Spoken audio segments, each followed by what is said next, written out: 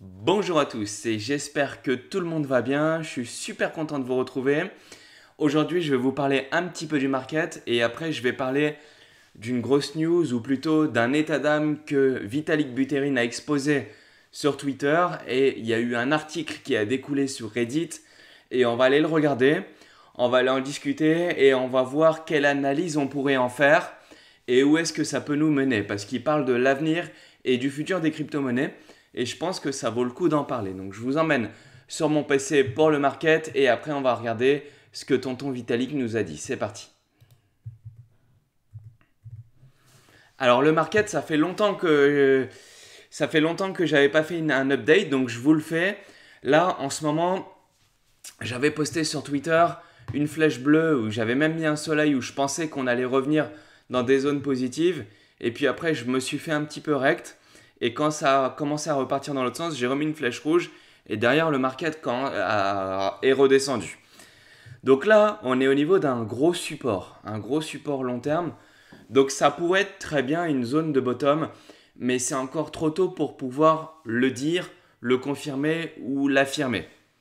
Donc pour l'instant, c'est important de voir comment on va réagir sur cette zone-là. Mais comme c'est des zones long terme, à titre personnel, j'ai commencé déjà à racheter pas mal de crypto. Notamment du BTC et d'autres qui peuvent aussi avoir du potentiel pour le premier trimestre 2022. Après, tout bouge très vite, donc on verra bien. Mais en tous les cas, il faudrait voir parce que ça pourrait baisser un petit peu et faire peur à tout le monde parce qu'on voit en ce moment qu'il y a énormément de peur. Si on regarde le Crypto Fear and Greed,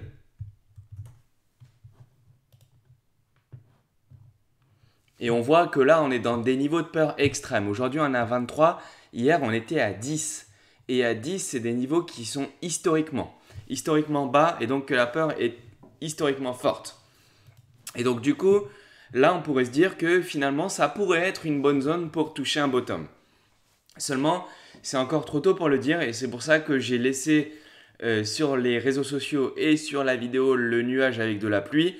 Parce qu'on est toujours à court terme orienté vers le bas. Et tant que j'aurais pas eu ma confirmation, par exemple un V-bottom ou un W ou quelque chose qui puisse me confirmer que on serait orienté positivement pour la suite, à ce moment-là, et seulement à ce moment-là où j'aurai eu mes confirmations, là je vous mettrai le soleil. Donc là en fait, je suis en train de réaliser des actions par anticipation mais c'est peut-être encore un peu trop prématuré et il faudrait voir comment réagit ici le gros support pour pouvoir acter. Mais là, c'est une bonne zone long terme et je pense que ça pourrait commencer à sentir bon, surtout vu les niveaux de peur, vu le peu de nombre de vues qu'il y a sur YouTube, le peu de nombre d'abonnés, le peu de réactions, le peu de personnes qu'il y a sur Telegram, le peu d'interactions sur Twitter, la, la peur généralisée qu'il y a sur les réseaux sociaux, ainsi que l'agressivité qu'on peut retrouver un petit peu partout au niveau des réactions du grand public, eh ben je me dis que là, ça pourrait être un bon moment pour un éventuel reversal. Mais comme je vous dis, je vous mettrai le soleil parce que j'ai pour habitude d'être quand même assez clair. Donc quand je mets du rouge, ben, c'est que je pense que ça va baisser. Pour l'instant, je ne me suis pas trop trompé. Hein, chaque fois que j'ai mis une flèche rouge, là, je vous avais mis une flèche bleue où j'avais commencé à racheter. On est monté un petit peu. Puis derrière, invalidation, ce que j'avais mis sur Twitter. Et derrière, boum boum, on a avalé au sud. Là, ça pourrait être une bonne zone pour repartir concrètement. Donc là, moi, j'ai commencé à racheter. Je pourrais vous mettre une flèche bleue, ça pourrait être possible. Mais j'attends d'avoir la confirmation. Parce que je ne peux pas non plus vous mettre le truc tous les 5 minutes. Parce que sinon, ça voudrait dire que j'ai raison tout le temps. Et il faudrait avoir des certitudes et des confirmations pour que je puisse vous confirmer ça. Et je vous le mets que quand je suis à peu près sûr de moi. Donc voilà pour le market. En ce moment, il faut tenir bon, c'est très difficile puisque au final, pour ceux qui ont acheté là et là où on est aujourd'hui, ben, on a quasiment un divisé par 2 sur le BTC. Mais surtout, les altcoins, c'est divisé par 3, divisé par 4, divisé par 5. Donc courage à tous, je sais que c'est très difficile, surtout pour ceux qui ont hold. Et je sais que j'ai réussi à sauver quelques personnes grâce à mon système de nuages et de soleil. Et c'est pour ça que je vous l'ai demandé sur Twitter. Vous avez voulu que je continue avec ça, donc je continue, ça me fait plaisir. Sinon, il y a eu une grosse news, ou plutôt une grosse réaction de Vitalik Buterin. Pour rappel, Vitalik Buterin, c'est le cofondateur de Ethereum. Hein, c'est lui qui est à l'origine de l'idée d'Ethereum et à la réalisation, il y avait plusieurs personnes. Donc Vitalik Buterin, hier, donc c'était il y a un jour, c'était hier le 8 janvier, il a publié un Reddit. Et dedans, alors il est en anglais, donc je l'ai traduit. Et je vais vous expliquer ce qu'il dit et quelle analyse on pourrait en tirer pour essayer de voir ce qui pourrait se passer dans le futur. Parce que là, c'est une analyse qu'il fait pour le futur des blockchains. Et notamment, là, ce qu'il regarde, c'est l'infrastructure des blockchains. Et le cœur du sujet de l'article, il traite principalement de la sécurité des blockchains d'infrastructure. Donc là, l'Ethereum, la BSC, et là dans l'article, il a parlé de Solana, il a parlé un petit peu d'Avalanche aussi, je crois. Et donc, on va parler de tout ça. Vitalik Buterin, il dit, et il commence par les limites des sécurités des bridges. Donc là, je vous l'ai fait la traduction, donc on va le lire ensemble. Les limites fondamentales de la sécurité des ponts, donc ce qu'il appelle les ponts, c'est les bridges, sont une raison essentielle pour laquelle, bien que je sois optimiste quant à un écosystème multi-chain, donc il est optimiste pour tout ce qui est multi-chain, mais il dit « Je suis pessimiste quant aux applications cross-chain ». Cross-chain, qu'est-ce que c'est? C'est que si par exemple vous avez des Ethereum, donc vous avez des ETH sur la blockchain Ethereum, donc vous avez vos ETH qui sont sur la blockchain Ethereum, et que vous voulez les envoyer, vos ETH, mais vous les gardez toujours, hein, vous les changez pas, vous gardez vos ETH, mais que vous les mettez sur une autre blockchain, ça, donc on met une flèche, ça s'appelle cross-chain. Donc vous avez un token sur une blockchain X ou Y, donc vous avez un token, en l'occurrence ETH, sur la blockchain Ethereum, vous gardez ces mêmes tokens, mais vous les changez de blockchain. Ça s'appelle une application, donc ça s'appelle cross-chain. Mais, donc lui il dit, ça, c'est pas l'avenir. Ça, il le dit hein, clairement, il dit ça, je suis pessimiste quant aux applications cross-chain. I am pessimistic about cross-chain applications. Donc ça, il dit non. Par contre, il dit, je suis optimiste pour les multi-chain blockchain écosystèmes. Donc ça, qu'est-ce que c'est les multi-chain? C'est, par exemple, vous avez un projet. Le projet, il propose son token sur la blockchain Ethereum. Il propose son token sur la blockchain Solana. Il propose son token sur la blockchain Avax. Il propose son token sur la blockchain, Moonriver. Il propose son token sur la blockchain BSC, sur la blockchain Atom, etc., etc., etc. Mais, vu que c'est le token du projet, le token, il est décliné sur différentes blockchains. Et pourquoi il dit ça? Donc, on peut faire comme ça. Hop, on tire deux traits. Et pourquoi il dit ça? Parce qu'il dit que ça, c'est moins sécurisé que ça. Ok. Et pourquoi il dit ça? Parce qu'en fait, dans son article, donc là, normalement, maintenant, grâce à ce que je viens de vous faire, vous savez quelle est la différence entre multi-chain et cross-chain.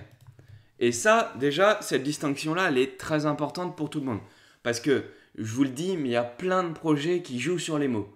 Et il y a plein de projets qui vont vous faire croire qu'ils sont cross-chain, que c'est l'avenir, que c'est l'interopérabilité,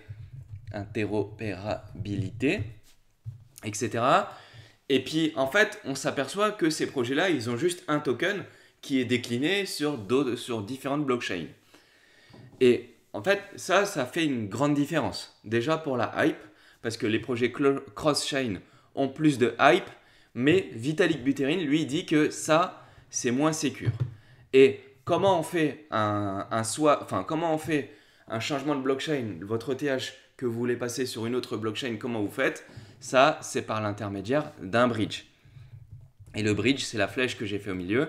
Et votre token, vous le passez de la blockchain Ethereum à Solana, par exemple, par l'intermédiaire d'un bridge. Donc en fait, là, au début, vous aviez des ETH. En sortant du bridge, vous avez toujours des ETH, mais ils ont changé de blockchain. Et pourquoi lui dit que ça, c'est moins sécure?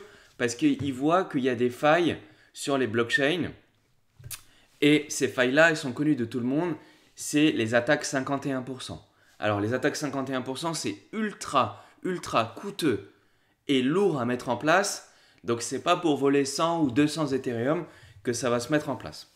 Donc lui, il voit qu'il y a des failles sur les bridges. Alors derrière, il y a tout un tas de dérives sur les flash loans, etc. Mais ça, il n'en parle pas dans l'article, donc je ne vais pas en parler non plus.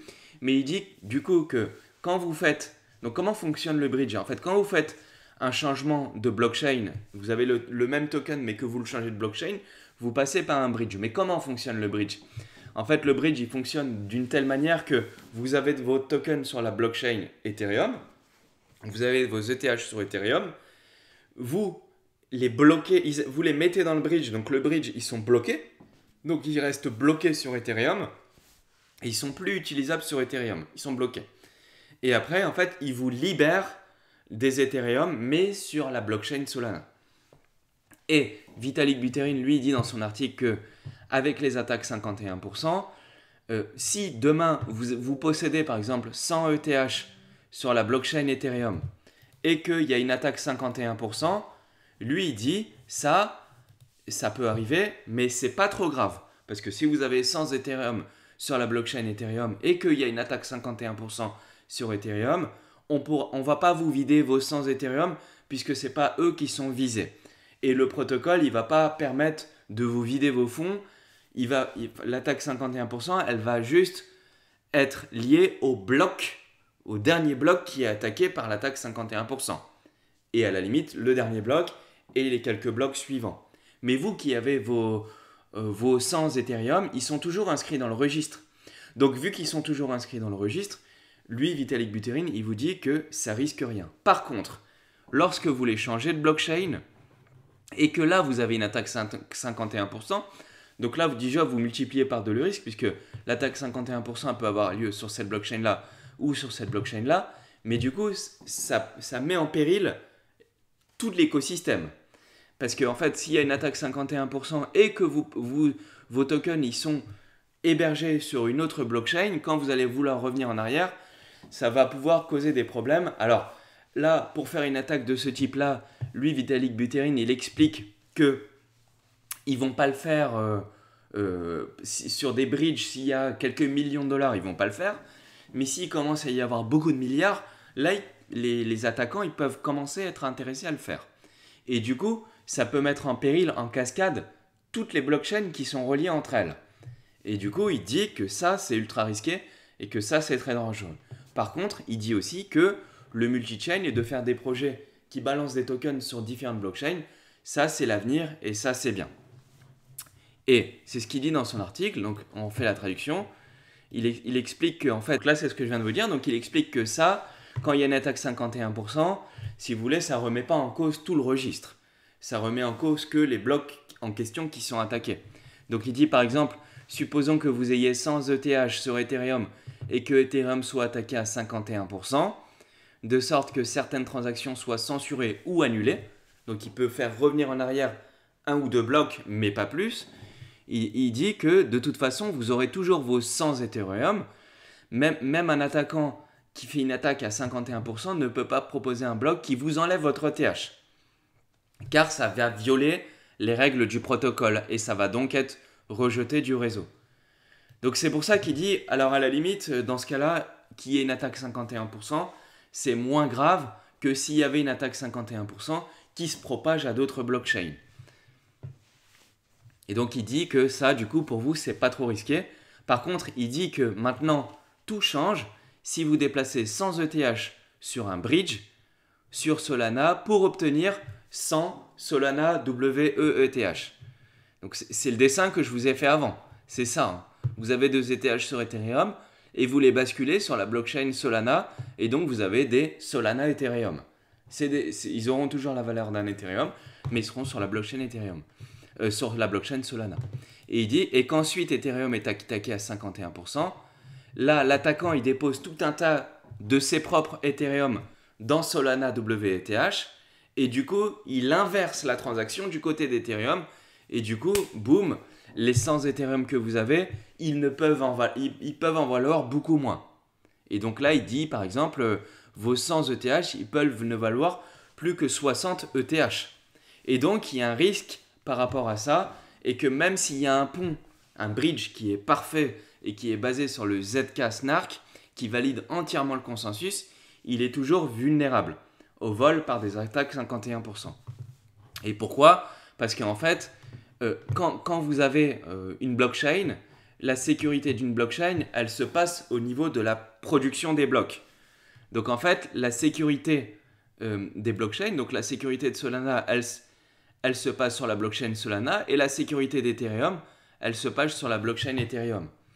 Et quand vous avez, par exemple, un layer 2, parce qu'il parle des layers 2 quand il dit ZK Snark et tout ça, et il dit que les layers 2, donc c'est ce qu'il dit dans l'article suivant, il dit que les layers 2 c'est l'avenir et que ça c'est ultra sécurisé, etc. Donc je le lis et je vous finis la démonstration. Il dit pour cette raison, il est toujours plus sûr de détenir des actifs natifs d'Ethereum sur Ethereum ou des actifs natifs Solana sur Solana. Et ça tombe bien, c'est ce que je dis à chaque fois dans toutes mes vidéos. Si vous avez des ETH, gardez-les sur Ethereum. Si vous avez des AVAX, gardez-les sur AVAX. Commencez pas à prendre le risque de plusieurs blockchains différentes, parce que là, vous prenez un risque, et c'est plus moi qui le dis, c'est Vitalik Buterin qui le dit. Et dans ce contexte, Ethereum ne se réfère pas seulement à la chaîne de base, donc la chaîne de base, c'est la chaîne qui valide les blocs, mais aussi à toute L2, à toute layer 2 appropriée qui se construit sur elle. Donc si Ethereum est attaqué à 51%, Arbitrum se rétracte également, et donc les applications cross-relay qui détiennent, etc. Et voilà. Et donc en gros, si vous voulez, les layer 1 et les layer 2, donc pour rappel, qu'est-ce que c'est un layer 1? Un layer 1, c'est la blockchain, prenons l'exemple d'Ethereum. Ethereum, c'est une blockchain layer 1. Donc hop. Et comme Ethereum a des difficultés pour fonctionner normalement parce qu'elle est surutilisée, et c'est une très bonne nouvelle, c'est-à-dire que la crypto est très utilisée et que c'est bien, mais que du coup les frais de transaction augmentent drastiquement et à tel point que la blockchain Ethereum n'est plus utilisable. Aujourd'hui, Ethereum fait appel à des layer 2, donc à une couche supplémentaire, à une deuxième couche, et cette layer 2, elle est centralisée. Alors là, je le montre sur Ethereum, ça fonctionne pareil avec le BTC, avec le Bitcoin et Lightning Network. Donc du coup, le layer 2 permet de faire plus de transactions, moins cher et centralisé.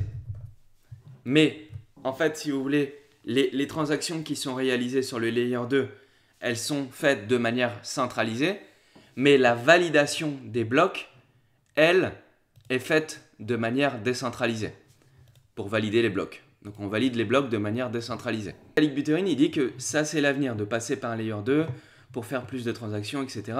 Et que donc du coup, si on utilise un protocole cross-chain, donc avec un bridge comme je vous ai expliqué avant, que ça peut mettre en péril tout l'écosystème et que ça c'est ultra dangereux.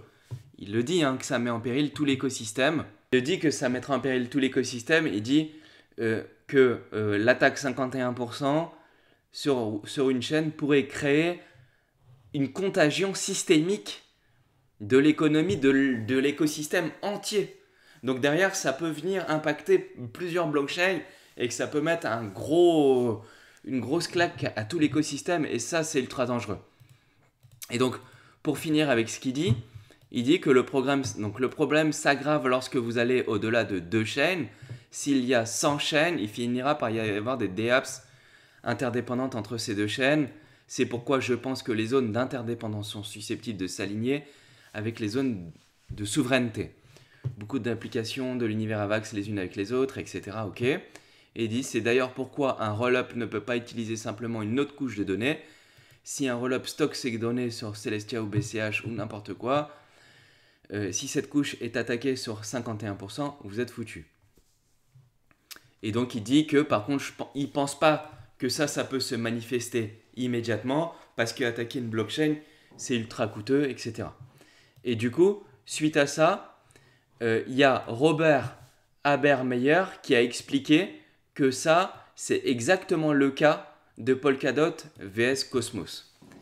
Et pourquoi il dit ça? Parce qu'en fait, de tout ce que je viens de vous expliquer sur le protocole cross-chain, donc hop,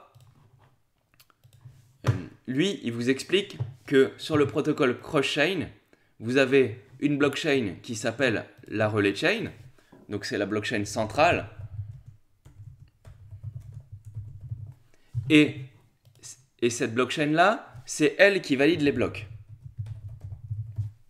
Et à côté, vous avez des parachains, X, Y, et donc là, ça va être des blockchains layer 1, hein, comme Ethereum. Donc là, vous pouvez avoir MOVR, là, vous pouvez avoir Karura, etc. Et en fait, ces blockchains-là, la sécurité de ces blockchains-là, elle n'est pas directement gérée par ces blockchains-là.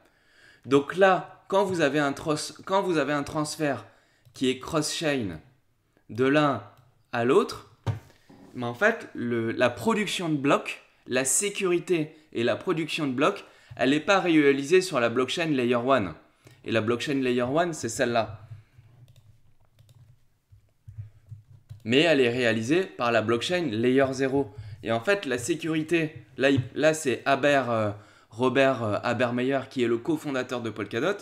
Il explique en gros que pour faire un transfert cross-chain, là, il n'y a plus les mêmes contraintes et les mêmes problèmes qu'il y a sur Ethereum, puisque les blockchains Layer 1, elles peuvent faire des transferts et les blocs, les transactions sont inscrites dans des blocs, mais les blocs, ils ne sont pas validés dans la blockchain Layer 1. Les blocs, ils repartent tous dans la blockchain Layer 0 et ils sont validés dans la blockchain Layer 0. Ils sont validés ici. Mais ici, les blocs, ils ne sont pas créés. Les blocs, en fait, vous avez des collators, et ça s'appelle comme ça. Ça s'appelle un collator. Et les collators, il agrège les données, il agrège les transactions dans les blocs, mais les blocs, il les transmet à la relay chain, et c'est la relay chain qui valide les blocs. Et donc, du coup, là, vous n'avez pas le risque du layer 1, du layer 2, vous n'avez pas le risque du bridge, cross-chain, etc. Et pourquoi je vous parle de ça? Parce que, en fait, tous les risques 51% qui ont été cités par Vitalik Buterin, en fait, ils peuvent être réglés par ce protocole-là qui est cross-chain. Et la grosse différence entre Polkadot et Cosmos, parce que Cosmos, ils peuvent faire la même chose, mais la sécurité, elle est totalement différente. Et en fait, la sécurité de Cosmos, elle se gère comme ça, un peu comme Ethereum. C'est que chacun gère sa propre sécurité. Et chacun crée soi-même ses blocs. Et du coup, comme chacun crée soi-même ses blocs, si demain vous avez une attaque 51%, comme il l'explique Vitalik Buterin, donc si demain vous avez une attaque 51% sur la chaîne la plus petite et la plus faible, donc c'est pour ça que là, je vous en fais une toute petite, parce qu'en fait, une attaque 51%, ça coûte très cher à mettre en place. Donc vous n'allez pas attaquer la très grosse blockchain, vous allez attaquer la plus faible, la plus petite, et derrière, Vitalik Buterin, il a dit dans son article que ce genre de pratique, ça peut avoir un effet systémique. Donc un effet de contagion systémique. Et si vous avez un effet de contagion systémique, ici, s'il y a un hacker qui attaque ça, derrière, comme toutes les blockchains communiquent entre elles, comme ça, tout le monde communique entre elles, etc.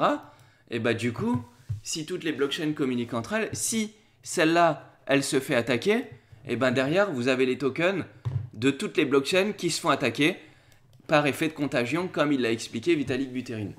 Et c'est pour ça que lui, Vitalik Buterin, il parle de ses propres problèmes qu'il a sur Ethereum, mais aujourd'hui, il y a quelqu'un qui avait pensé à ça, et c'était le cofondateur d'Ethereum, qui s'appelle Gavin Wood, et lui, il avait déjà pensé à tout ça. Et c'est pour ça qu'il a fait Ethereum. Et en plus de ça, Vitalik Buterin, il a aussi posté un article le 6 décembre sur son Twitter, et du coup, il l'a posté sur son site, vitalik.ca, et dessus, il a expliqué ce que je suis en train de vous dire. Donc, il a expliqué que les roll-up, donc les layer 2, parce qu'à chaque fois, il parle de roll-up, de roll-up, de roll-up, et les roll-up, c'est les layer 2. Et en fait, c'est ce qui permet de faire scale Ethereum. Et en fait, c'est la blockchain de la blockchain de la blockchain qui pour lui permettre de faire fonctionner mieux que sa blockchain.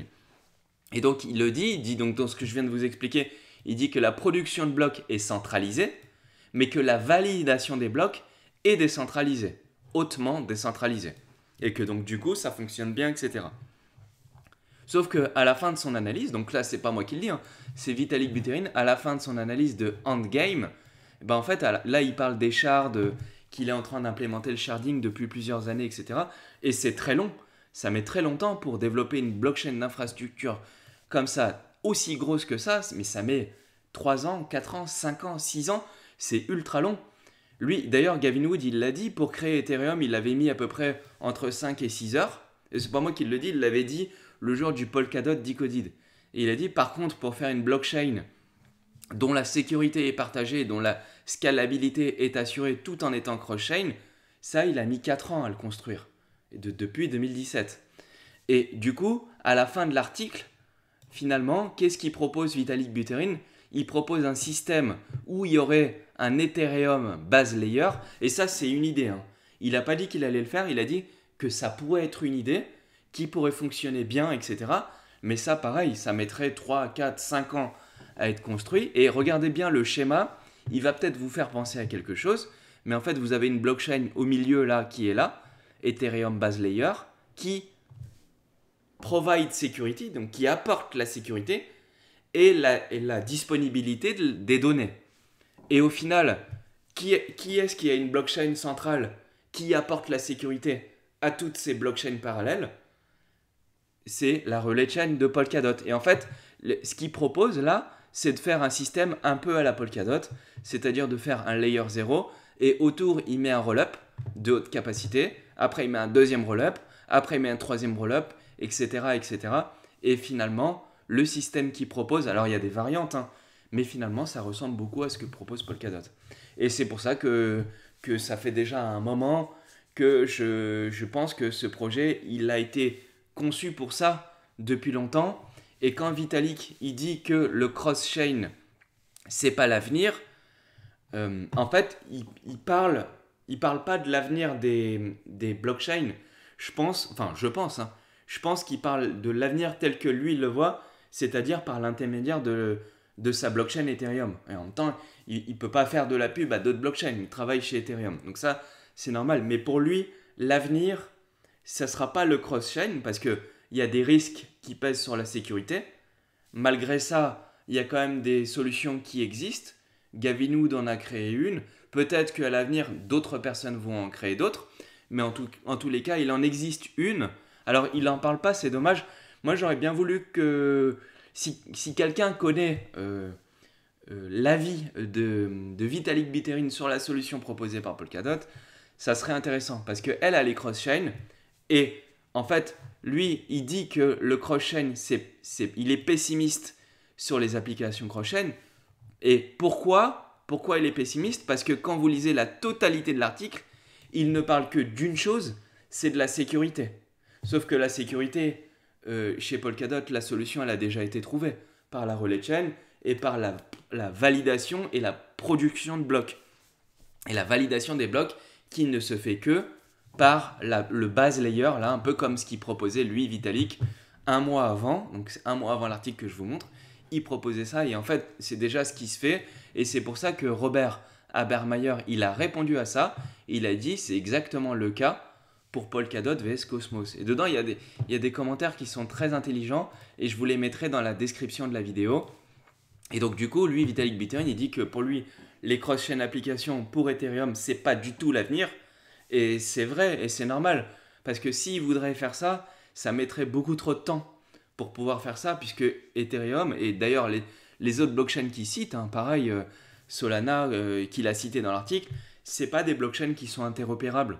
Donc forcément, pour lui, l'avenir, il est multi-chain. Ça veut dire que si vous avez un projet, le projet, il peut déployer son token sur différentes blockchains. Et donc, du coup, s'il publie son token sur différentes blockchains, là, la sécurité, elle est gérée par chacune des blockchains.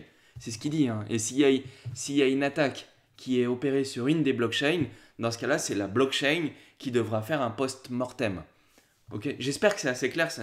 Je rentre un peu dans le détail, mais c'est très important parce que ça, c'est Vitalik Buterin qui le dit. Il y a déjà plus de 1 200 000 personnes qui ont lu l'article.